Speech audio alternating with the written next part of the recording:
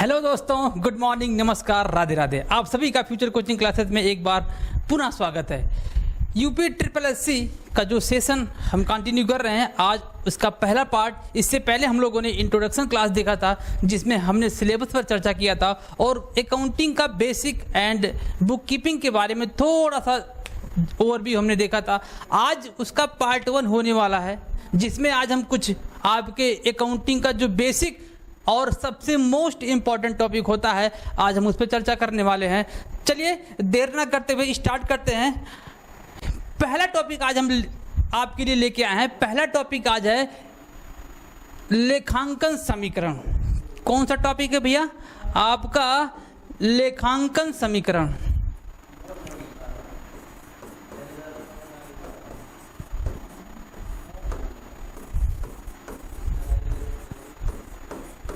जिसे हम कहते हैं अकाउंटिंग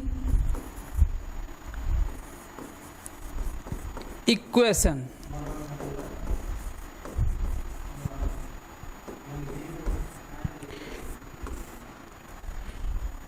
ये होता क्या है?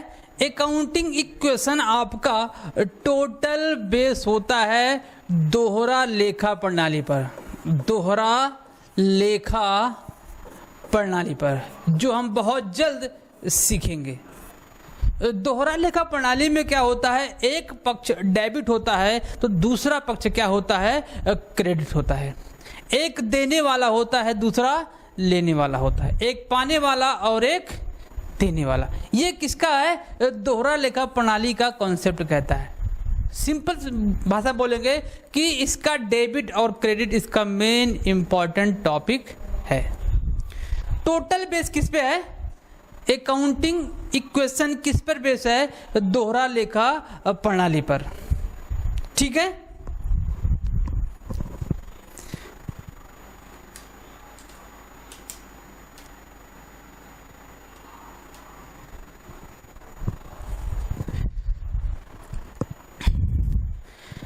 अकाउंटिंग इक्वेशन में क्या है?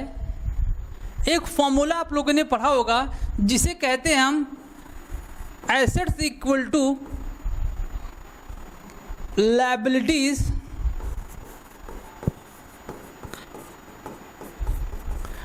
Plus capital. मतलब कि अगर एसेट को देखा जाए तो उसके बराबर क्या होगा? लायबिलिटीज और कैपिटल को जोड़ेंगे तो क्या कहलाएगा? आपका वो एसेट के इक्वल हो जाएगा। ये किस पर बेस है? आपका लेखांकन समीकरण पर। ठीक है। आपसे यहां से क्वेश्चन डायरेक्ट पूछता है, एक इक्वेशन दे देगा, आपको पूछेगा कि भैया बताइए कि इसमें से कौन सा इक्वेशन सही है, कौन सा गलत है। ठीक है। देखिए, अगर हमको क्या करना हो, अगर हमको निकालना हो कि हमको अगर लायबिलिटी निकालना हो, इसी एक इक्वेशन से भी देखिए हम 4 इक्वेशन बनाते हैं। ठीक है। देखिएगा, लायबिलिटी अगर आपको निकालना हो तो लायबिलिटी को उसके स्थान पर रहने दीजिए। ठीक है। एसेट्स को उसके स्थान पर रहने दीजिए। अगर हम कैपिटल को लेके आएंगे, दूसरी साइड में ट्रांसफर करेंगे, तो कैपिटल अगर प्लस में है तो क्या हो जाएगा? वो माइनस में हो जाएगा। तो यहां पर फॉर्मूला क्या बन जाएगा? लायबिलिटी बराबर assets minus capital equal to liability कहलाता है। ये सेकंड फॉर्मूला है आपका लेखांकन समीकरण का, सेकंड फॉर्मूला। ठीक है। अब देखते हैं एक और इससे आपका इक्वेशन बनेगा। क्या बनेगा भैया? देखिए, अगर हमको कैपिटल निकालने के लिए बोल दिया जाए कि आप कैपिटल निकालिए, तब क्या होगा? कुछ नहीं होगा भाई। कैपिटल जहां है उसको उसी स्थान पर रहने दो। संपत्ति जहां पर है उसको वहीं पर रहने दो। लायबिलिटी को अगर हम ट्रांसफर करेंगे तो ये प्लस में है तो क्या हो जाएगा? माइनस में हो जाएगा। तो आपका एक और फॉर्मूला बन गया, capital equal to asset minus liability. एक और फॉर्मूला आपका राइज हुआ यहां से। ठीक है। सेकंड देखते हैं, एक और फॉर्मूला बन सकता है यहां पर। कभी कभी आपसे पूछ सकता है कि भैया बताइए, अगर से हम करें एसेट्स माइनस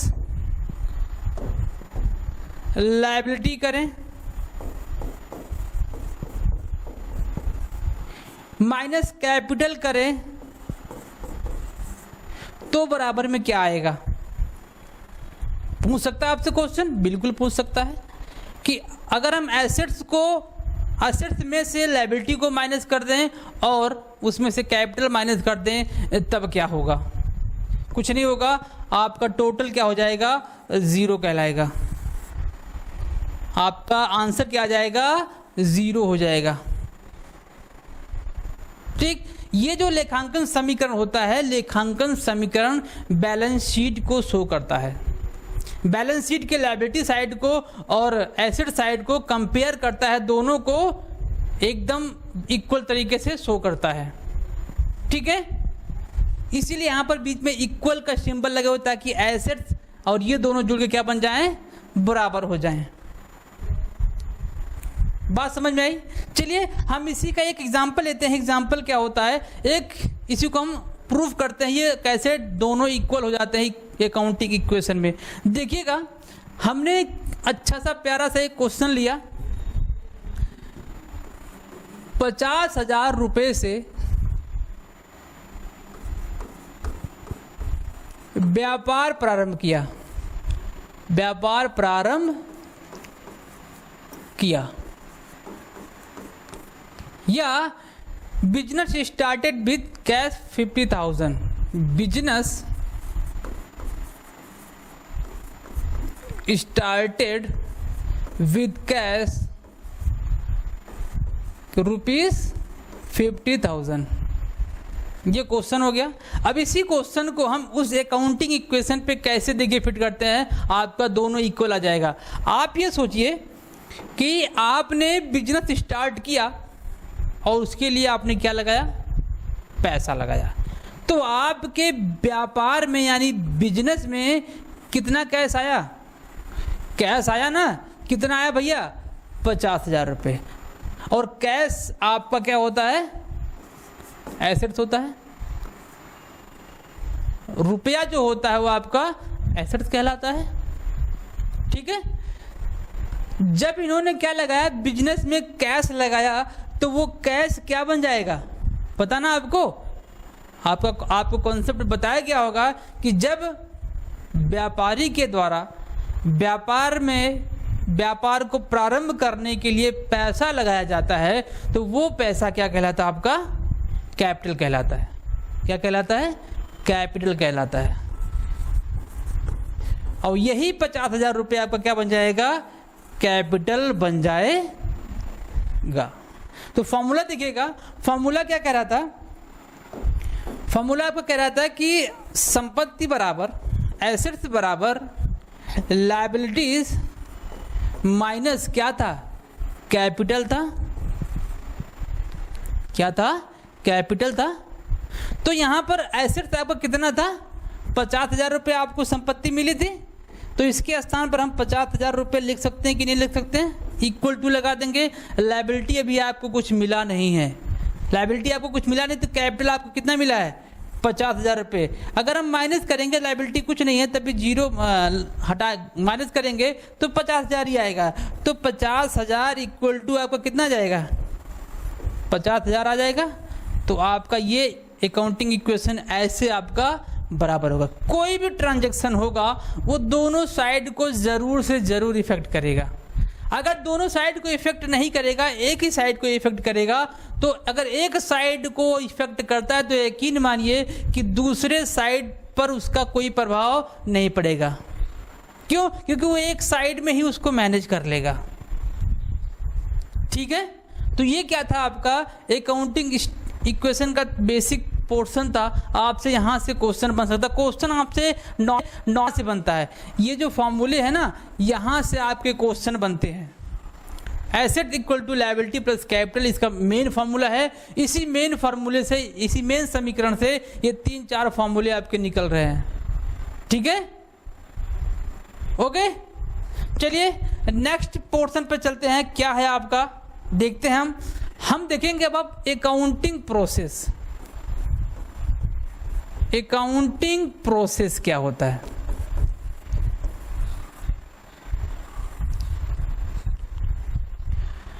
लेखांकन की प्रक्रिया, लेखांकन की प्रक्रिया,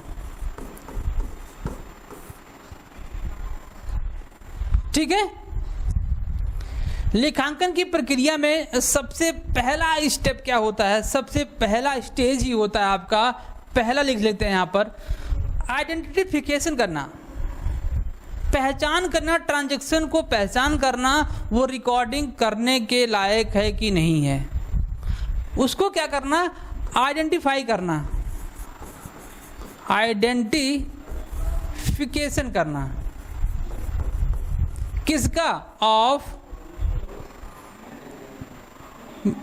बिजनेस ट्रांजैक्शन,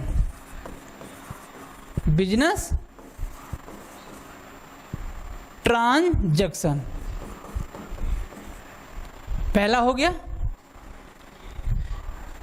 पहला स्टेप आपका ये है। अब आप बताइए, हम उसको पहचान, किसी भी ट्रांजैक्शन को जो व्यवसायिक लेन देन होगा उसको हम कैसे आइडेंटिफाई करेंगे। जब आप कोई भी सामान परचेज करते होंगे या सेल करते होंगे, अगर आप व्यापारी होंगे तो आप सेल करते होंगे तो उसके साथ में आप एक कैश मेमो देते होंगे अगर उसने पैसा पेमेंट किया हुआ है, ठीक है। या आप परचेज करते तो आपको एक रसीद मिलता होगा, उसी के थ्रू हम ये आइडेंटिफाई करते हैं कि ये ट्रांजैक्शन रिकॉर्डिंग के लायक है कि नहीं। मतलब कि एवरी ट्रांजैक्शन, जितने भी ट्रांजैक्शन हुए होंगे उनका जब तक स्लिप या बाउचर नहीं होगा उसको हम रिकॉर्डिंग नहीं करेंगे। बात समझ में आ गई। जब तक हम उसकी पहचान ना कर लें तब तक आपका बुक्स ऑफ अकाउंटिंग में उसकी रिकॉर्डिंग या बुक्स ऑफ कीपिंग में उसकी रिकॉर्डिंग हम नहीं करने वाले हैं, ठीक है। ये बात समझ में आ गई ना। तो ये पहला आपका कंडीशन बना, identification of business transaction. Second condition क्या बनेगा, सेकेंड कंडीशन इसके बाद क्या होगा, रिकॉर्डिंग का। आपने आइडेंटिफाई कर लिया, सेकेंड कंडीशन आपका बन जाएगा रिकॉर्ड करने का। क्या रिकॉर्ड करने का भैया, जो आपने आइडेंटिफाई किया हुआ है, रिकॉर्ड ऑफ बिजनेस ट्रांजैक्शंस, ठीक है। अब उसको क्या करेंगे, हम रिकॉर्डिंग करेंगे। रिकॉर्डिंग कहां करेंगे, रिकॉर्डिंग अगर कोई बड़ा व्यापारी है तो वो अपने सब्सिडरी बुक में रिकॉर्डिंग करेगा, लेकिन अगर से कोई छोटा व्यापारी है तो वो अपने जर्नल एंट्री में उसकी रिकॉर्डिंग करेगा। बात समझ में आ गई ना। रिकॉर्डिंग कहाँ कहाँ होगा, रिकॉर्डिंग मैं यहाँ पर लिख देता हूँ, देखिएगा। रिकॉर्डिंग हम दो जगह कर सकते हैं, पहला जर्नल में, दूसरा जर्नल एंट्री के थ्रू, एंड तीसरा कहाँ पे होगा, सब्सिडरी बुक में। सब्सिडरी बुक्स में। सब्सिडरी बुक का प्रयोग बड़े व्यापारी के द्वारा किया जाता है और जर्नल एंट्री का प्रयोग छोटे व्यापारियों के द्वारा उसका यूज किया जाता है, ठीक है। तो ये क्या हो गया आपका, सेकंड स्टेप आ गया। तीसरा स्टेप आपका क्या होगा, तीसरा स्टेप आपका क्या होगा, समराइज करना। या तीसरा स्टेप, इसको समराइज नहीं, तीसरा स्टेप होगा क्लासिफिकेशन करना। क्लासिफिकेशन करना किसका, ऑफ बिजनेस ट्रांजैक्शन, ठीक है। आइडेंटिफिकेशन, देन रिकॉर्ड, और थर्ड क्या होगा, क्लासिफिकेशन करना, क्लासिफाइंग करना। क्लासिफाइंग का मतलब होता है कि लेजर तैयार करना। थर्ड स्टेप आपका होता है लेजर, वो क्या कहलाता है आपका, क्लासिफिकेशन कहलाता है। लेजर का मतलब होता है कि प्रत्येक स्पेसिफिक कोई ऐसा अकाउंट, जैसे परचेज हो गया, सेल हो गया, कैश हो गया, रमेश हो गया, महेश हो गया, फर्नीचर हो गया, स्पेसिफिक जो अकाउंट्स होंगे उनसे संबंधित जितने भी ट्रांजैक्शंस होंगे उनको एक जगह एकत्रित करके लिखना, जिससे हमको उससे संबंधित अगर हमको कोई जानकारी प्राप्त करना हो तो हमको आसानी से प्राप्त हो जाए। वह क्लासिफिकेशन क्या कहलाता है? आपका लेजर कहलाता है। बात समझ में आएगी ना? क्या कहलाएगा? आपका लेजर कहलाएगा।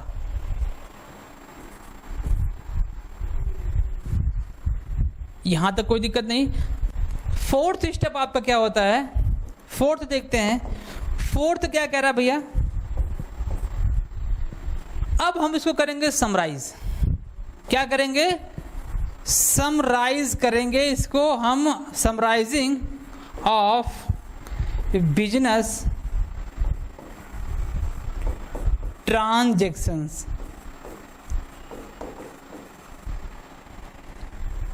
ठीक है, इसको क्या करेंगे? समराइजिंग करेंगे। कैसे करेंगे समराइजिंग? इसमें हम बनाएंगे ट्रायल बैलेंस। क्या बनाएंगे? समराइजिंग में बनाया जाता है ट्रायल बैलेंस। मोस्ट है इंपॉर्टेंट कह सकते हैं इसको। सबसे पहला इसमें क्या बनेगा? Trial balance. जो आपने सभी क्लासिफाई करके रखा हुआ जितने भी अकाउंट्स बने हुए थे सबको एक पेपर पर लिखना, समराइज करके छोटा कर देना, और वो क्या कहलाता है? Trial balance.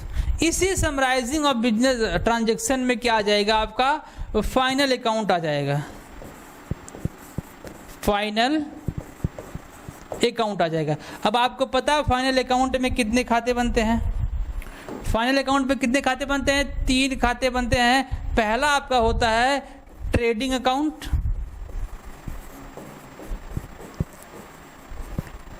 दूसरा आपका होता है profit and loss account, profit and loss account, and तीसरा आपका बैलेंस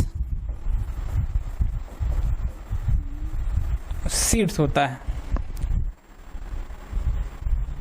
ठीक है, ये आपके क्या हो गए? समराइज हो गए हैं। जितने भी क्लासिफाई आपने किया था सबको हमने समराइज कर दिया है एक जगह पर। और सबसे पहले क्या किया? हमने ट्रायल बैलेंस बनाया। इसके बाद ट्रायल बैलेंस की सहायता से हमने क्या तैयार किया? Final account. और फाइनल अकाउंट में 3 खाते तैयार होते हैं, trading account, PL account and balance sheet. ठीक है, यहाँ तक समझ में आ गया। अब आपका लास्ट स्टेप 5वां होता है प्रोसेस, और क्या होता है? एनालाइज करना। क्या करना भैया? एनालाइज करना। जितने भी आपने समराइज किया हुआ, जितने भी ट्रांजैक्शन का रिकॉर्डिंग किया हुआ है, अब उसको क्या करना? विश्लेषित करना। आप लोगों ने रेशियो एनालिसिस पढ़ा हुआ होगा, अनुपात विश्लेषण क्लास 11th में पढ़ाया गया होगा, 12th में, क्लास 12th में आपको मिला होगा ये एनालाइज करना। इस एनालाइज के थ्रू क्या होता है? व्यापारी अपने डिसीजन को आराम से मेक कर सकता है, जिसके अकॉर्डिंग बिजनेस का फाइनल अकाउंट तैयार हुआ होगा, बैलेंस शीट शो कर रहा होगा। उसके अकॉर्डिंग हम क्या करते हैं? अपने बिजनेस से संबंधित प्रबंधकीय जो हमारे निर्णय होते हैं उसको हम आसानी से ले पाते हैं। ठीक है, तो ये क्या था? आपका अकाउंटिंग प्रोसेस था जो हमने देखा। ठीक है, यहां से क्वेश्चन बन सकता है आपका स्टेप वाइज, कौन सा इसका अगला स्टेप होगा। ठीक है, कौन सा स्टेप, कौन सा ऐसा, जैसे आपसे पूछ लिया कि ट्रायल कौन से स्टेप में आता है? ट्रायल बैलेंस किस में आता है? समराइज में आता है। ठीक है, चलिए आज का अगला टॉपिक देखते हैं। अगला टॉपिक क्या है? Most important. क्या है? बड़ा ही प्यारा टॉपिक है आपका, जिसे हम क्या कहते हैं? अकाउंटिंग प्रिंसिपल के नाम से जानते हैं। ठीक है, अकाउंटिंग प्रिंसिपल का कम से कम 2 क्लास होने वाला है। एक क्लास में अकाउंटिंग प्रिंसिपल खत्म नहीं होने वाला है। ठीक है, कम से कम हम 2 क्लास अकाउंटिंग प्रिंसिपल पर लेने वाले हैं। आज हम उसका ओवरव्यू देखेंगे। हम अकाउंटिंग प्रिंसिपल में पढ़ेंगे क्या कौन कौन से प्रिंसिपल आपके लिए मोस्ट इंपॉर्टेंट होगा, इस पर भी चर्चा करेंगे। लेकिन हम जितने भी प्रिंसिपल होंगे उस पर चर्चा करेंगे, लेकिन जो बेसिक होगा एंड जो आपके लिए पेपर के लिए मोस्ट इंपॉर्टेंट होगा उस पर हम चर्चा पूरे विस्तार तरीके से करेंगे। और किस टाइप के आपके क्वेश्चन अकाउंटिंग प्रिंसिपल से बन सकते हैं यहाँ से हम सीखेंगे। ठीक है, अब आप ये समझिए कि आपका पेपर से संबंधित जितने भी क्वेश्चन बनने वाले हैं यहाँ से टॉपिक शुरू हो रहा है। पहले टॉपिक से आपको क्वेश्चन 100% मिलेगा ही मिलेगा। हर अकाउंटेंट के एग्ज़ाम में, अभी एसओ का एग्ज़ाम हुआ था रिसेंटली, उसका रिजल्ट भी आया और लोग ज्वाइन भी कर लिए। ठीक है, तो उसमें अकाउंटिंग प्रिंसिपल से 2 से 3 क्वेश्चन पूछे गए थे। ठीक है, आपके इस एग्ज़ाम में भी अकाउंटिंग प्रिंसिपल से क्वेश्चन बनेंगे। ठीक है, देखिए पहला क्या कह रहा है कि लेखांकन सिद्धांतों के प्रकार में सबसे पहला क्या होता है, एजम्पशन होता है। क्या होता है, एजम्पशन। आपसे ये भी पूछ सकता है कि बताइए अकाउंटिंग एजम्पशन कौन कौन से हैं, बेसिक एजम्पशन या बेसिक कंसेप्ट कौन कौन होते हैं। बेसिक कंसेप्ट आपके 4 होते हैं। पहला आपका दिया है सेपरेट एंटिटी सिस्टम, व्यापार की पृथक इकाई की संकल्पना, सेपरेट एंटिटी सिस्टम के नाम से इसे जाना जाता है। सेकंड आपका है गोइंग कंसर्न।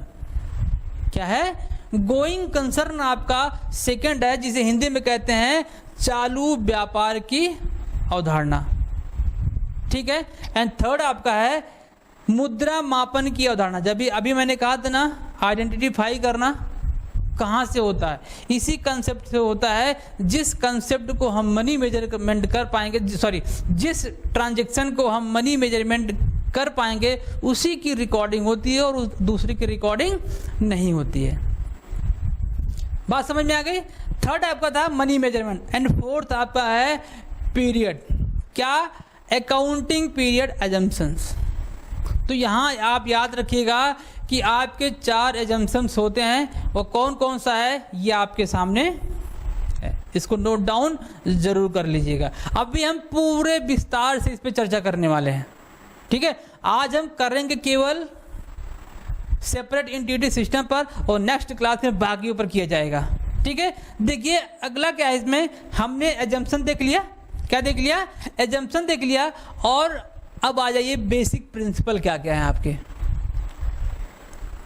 बेसिक प्रिंसिपल देखिए क्या भैया, पहला ही क्या है, मोस्ट इंपॉर्टेंट, आय प्राप्ति का सिद्धांत, प्रिंसिपल ऑफ रेवेन्यू रियलाइजेशन।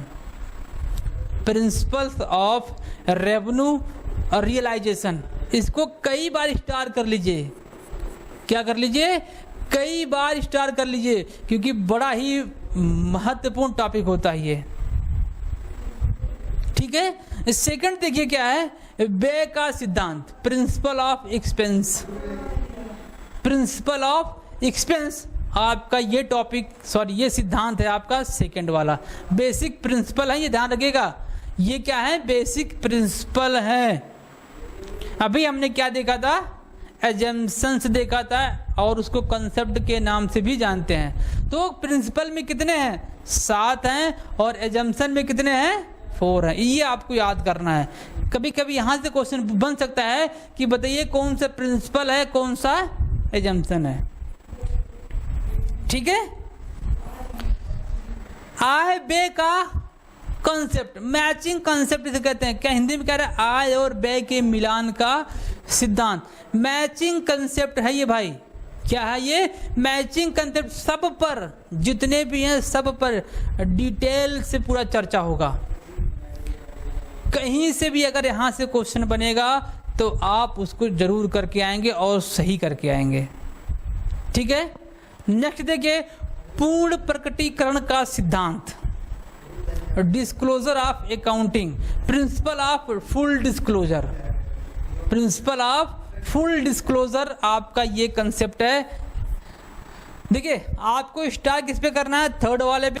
ये पांचवा देखिए, पांचवा क्या कर रहा है, जांच योग्य लिखित प्रमाण पत्र का सिद्धांत। ये वेरिफिकेशन है, इसका जो स्पेलिंग थोड़ा सा मिस्टेक हो गया है। वेरिफिकेशन ऑब्जेक्टिविटी प्रिंसिपल है ये, ठीक है।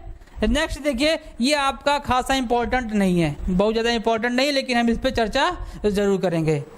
ऐतिहासिक लागत, क्या कर लीजिए, कई बार इस पर स्टार बना लीजिए भाई। हिस्टोरिकल कॉस्ट प्रिंसिपल, कई बार आपके पेपर में यहाँ से क्वेश्चन बने हुए हैं। ऐतिहासिक लागत सिद्धांत, और लास्ट क्या कह रहा है, द्विपक्षीय सिद्धांत, जो अभी हम लोगों ने चर्चा किया। दोहरा लेखा प्रणाली जो हमने देखा, अकाउंटिंग इक्वेशन देखा, वो किस पर बेस्ड था, आपका द्विपक्षीय सिद्धांत पर था। एक डेबिट दूसरा क्रेडिट, बहुत ही जबरदस्त टॉपिक होने वाला है। इस टॉपिक पर पूरा अकाउंटिंग बेस है। जितने भी अकाउंटिंग हम नेक्स्ट पढ़ेंगे, आगे क्लासेस में पढ़ेंगे, वो किस पर बेस है, दो पक्षीय सिद्धांत पर, दोहरा लेखा, डुअल एस्पेक्ट पर ये क्या है, बेस होता है। अब इसी का विस्तारीकरण, बेसिक प्रिंसिपल देखा, अब इसी का देखो क्या किया गया है, थोड़ा सा विस्तार कर दिया गया है, मॉडिफाई इसमें किया गया है। हम मॉडिफिकेशन और बेसिक प्रिंसिपल एक साथ पढ़ लेंगे तो वही सब है जो हम लोगों ने देखा। इसमें देखिए क्या क्या हमको पढ़ना है, पहला पढ़ना हमको, दूसरा पढ़ना, दूसरा पहला कह रहा है कि कंसिस्टेंसी है, और दूसरा आपका क्या है, कंजर्वेटिव सिद्धांत है। दोनों मोस्ट इंपॉर्टेंट है। और हम क्या पढ़ेंगे, और इसके बाद पढ़ेंगे सारता का परिवर्तनशील सिद्धांत। मैटेरियलिटी जो होता है, ये भी आपका कॉन्सेप्ट बड़ा ही प्रिंसिपल है, सॉरी ये कॉन्सेप्ट नहीं है, प्रिंसिपल है, ठीक है। एंड प्रकटीकरण का जो हमने पढ़ा, उसका ये विस्तारीकरण है। समयबद्धता का परिवर्तनशील सिद्धांत बहुत ज़्यादा इंपॉर्टेंट नहीं है। रूपरेखा का सिद्धांत इंपॉर्टेंट नहीं है। लागत और लाभ का परिवर्तनशील सिद्धांत अभी हम उसमें पढ़ेंगे, बहुत ज़्यादा इंपॉर्टेंट नहीं है। उद्योग परंपरा का परिवर्तनशील सिद्धांत बहुत ज़्यादा इंपॉर्टेंट नहीं है। तो हम ये टॉप के 3-4 पढ़ने वाले हैं इसमें, जो इसका मॉडिफिकेशन है। मतलब कि 4 पहले में, दूसरे में 7, और इसमें 4 पढ़ने वाले हैं। 4 दिन 7, ये 4 है ना, ये 4 पढ़ेंगे, 4-4 8, और इसमें 7। हम टोटल पढ़ने वाले हैं 15 कंसेप्ट टोटल पढ़ने वाले हैं। 2 क्लास में हम पूरा इसको कवर करेंगे। इसके बाद का नेक्स्ट क्लास होगा आपका एमसीक्यू बेस, कैसे यहाँ से क्वेश्चन बनेंगे। तो आज हम चर्चा करते हैं पहला कंसेप्ट, पहला एजम्पशन, मोस्ट इंपॉर्टेंट, जिसको हम क्या कहते हैं, सेपरेट एंटिटी सिस्टम। इसे हिंदी में बोलते हैं पृथक व्यक्तित्व की अवधारणा।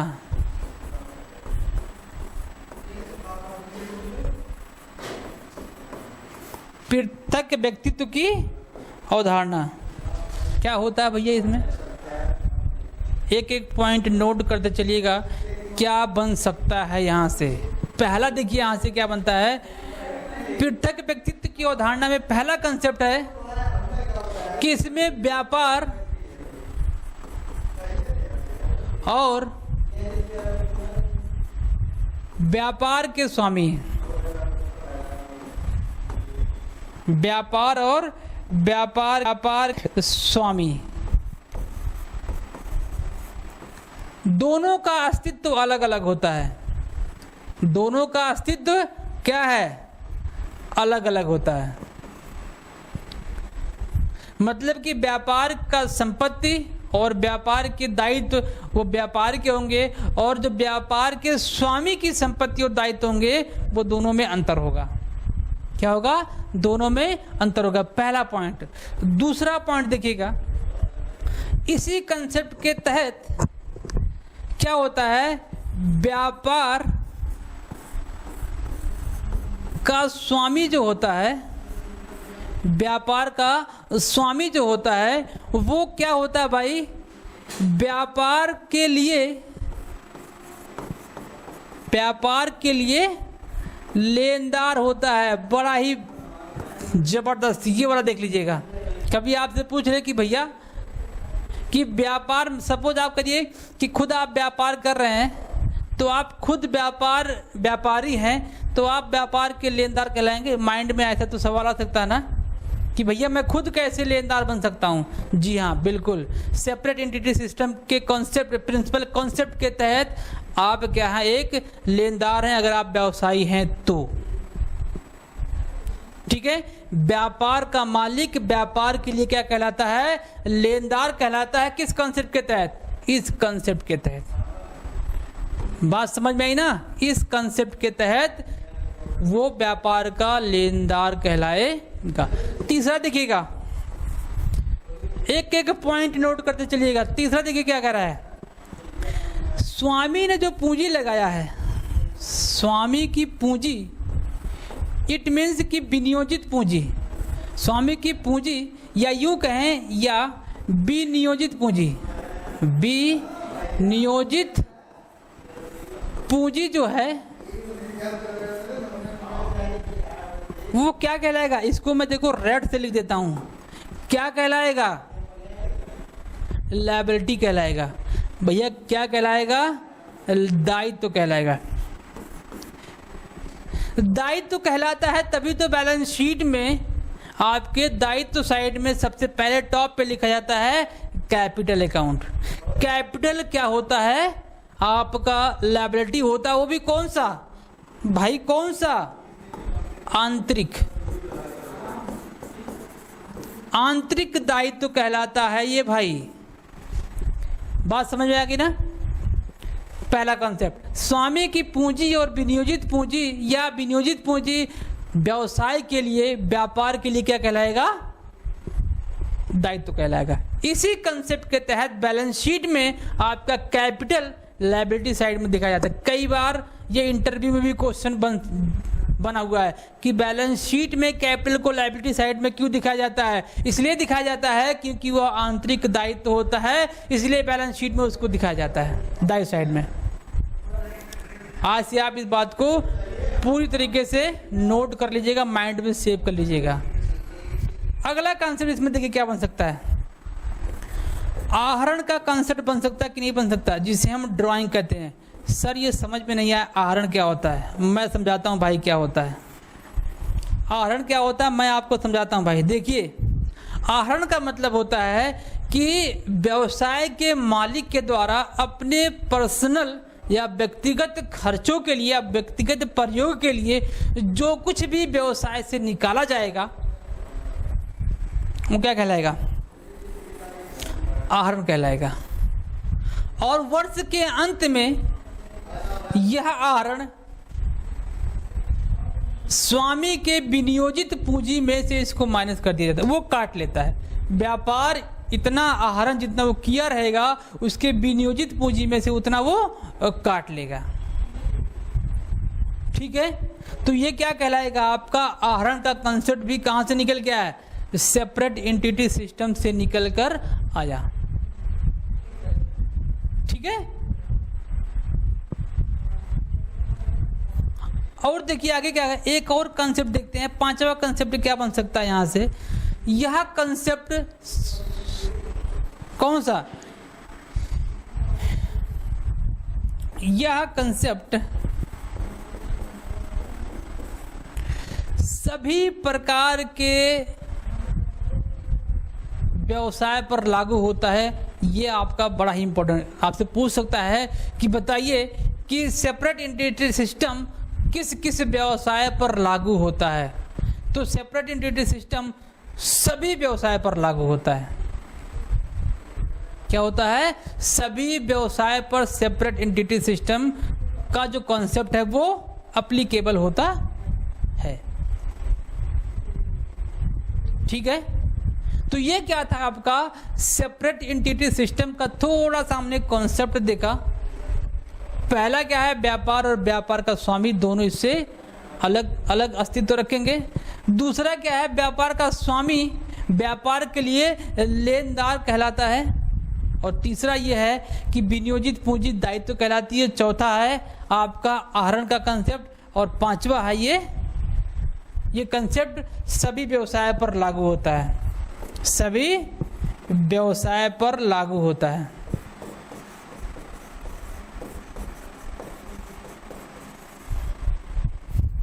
ठीक है, आपके माइंड में ये आ सकता है कि एकाकी व्यवसाय और साझेदारी का जो कंसेप्ट होता है उनका तो अस्तित्व असीमित होता है ना, उनका दायित्व तो असीमित होता है। तो हो सकता है कि इस पे वो वैधानिक रूप से होता है।